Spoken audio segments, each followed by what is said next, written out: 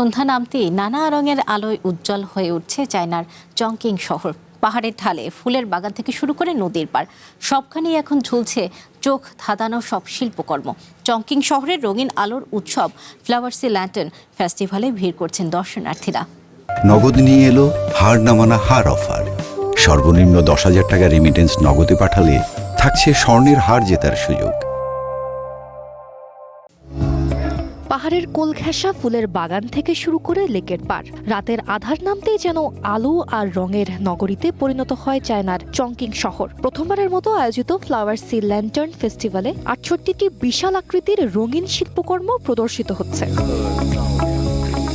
দর্শকদের নজর কাটছে বিশাল সব আলোক স্থাপনা। 100 জনেরও বেশি শিল্পী দিন রাত পরিশ্রম করে সিচুয়ান প্রদেশের ঐতিহ্যকে সযত্নে ফুটিয়ে তুলেছেন এসব শিল্পকর্মে। উৎসবের মূল লক্ষ্য শহরের হাজার বছরের পুরনো ইতিহাস, ঐতিহ্য আর লোকগাথা নতুন প্রজন্মের কাছে তুলে ধরা। পাথরের মাছ থেকে শুরু করে প্রাচীন রূপকথার নানা চরিত্র যেন নতুন করে প্রাণ ফিরে পেয়েছে এই উৎসবে। উৎসবের আলো আর ছায়ার মাঝে হাঁটতে হাঁটতে যেন ক্ষণিকের জন্য অতীতে হারিয়ে যাচ্ছেন দর্শনার্থীরা। সঙ্গীত ইসলাম, ওয়ান ইন্টারন্যাশনাল ডেস্ক।